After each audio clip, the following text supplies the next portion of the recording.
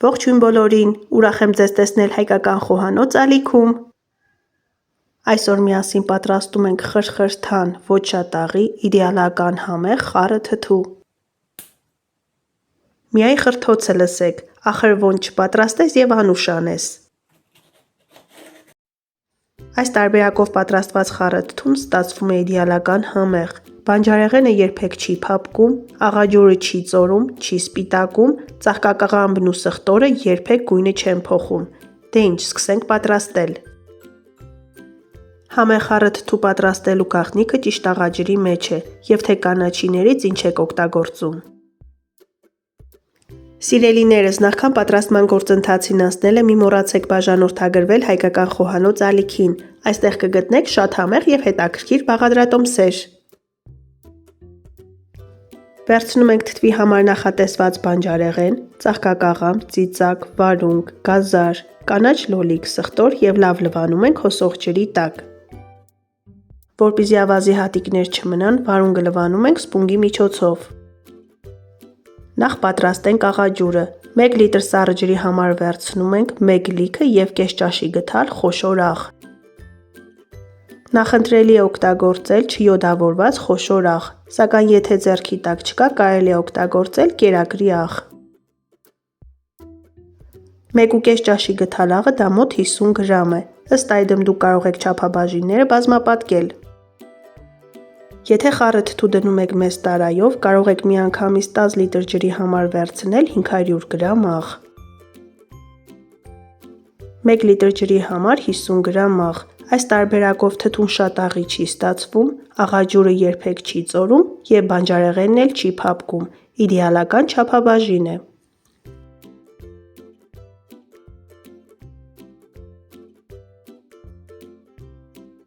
Երեք լիտր սառը ջրի համար ես վերցրել եմ 150 գրամ աղ, խառնում եմ և վերջ, աղաջուրը պատրաստ է։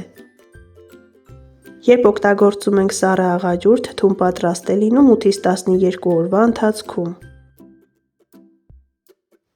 Այսպես բանջարեղենը ստացվում է խրխրթան, կարծես նոր թփից քաղած լինի, հատկապես վարունգը, և երբեք եփածի համ չի գալիս։ Ձեզ էլ խորհուրդ եմ տալիս պատրաստել հենց այս տարբերակով։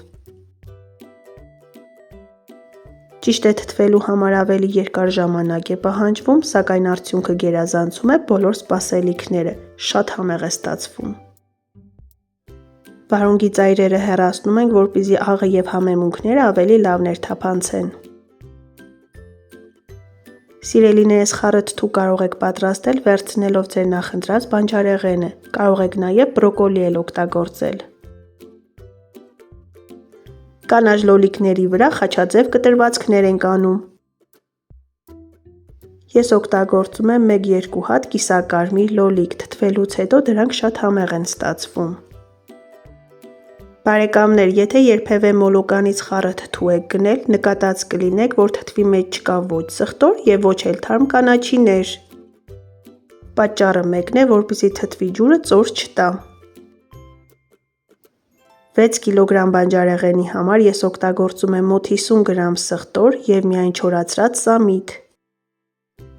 Գաթայի համար նախատեսված դանակով գեղեցիկ կտրատում ենք գազարը, մեջտեղից կտրում ենք մի քանի հատ կծու ծիծակ։ Եթե կծվի սիրահար չեք, կարող եք ծիծակ չօգտագործել։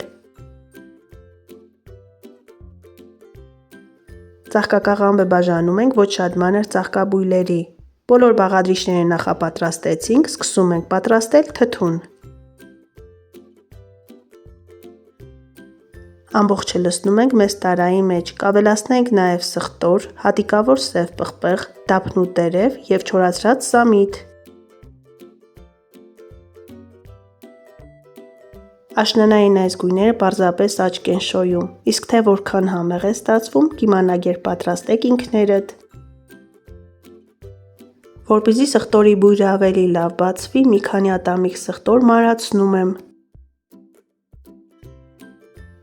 Վերջում ավելացնում ենք աղաջուրը, ծածկում ենք և մնում է միայն սպասել, 8-ից 12 օր անց պատրաստ է։ Որպեսզի ճիշտ թթվի, տեղը պետք է լինի սառը և մութ, դա պարտադիր պայման է։ Սիրելիներս, իսկ դուք ինչպես եք պատրաստում խառը թթու, շատ հետաքրքիր է, գրեք մեկնաբանություններում։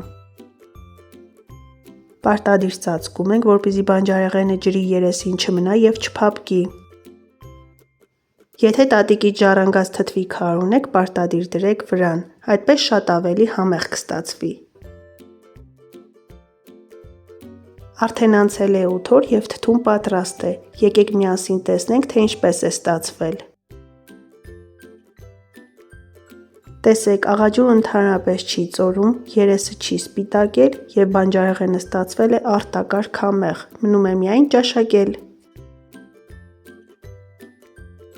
Այսօր էլ խրթխրթան, շատ համեղ խառը թթվի նման հրաշալի բաղադրատոմս, որի աղաջուրը երբեք չի ծորում և չի սպիտակում։ Դե ինձ սիրելիներս, պատրաստեք սիրով, եղեք առողջ և օրհնված, ցտեսություն, կհանդիպենք հաջորդ տեսանյութերում։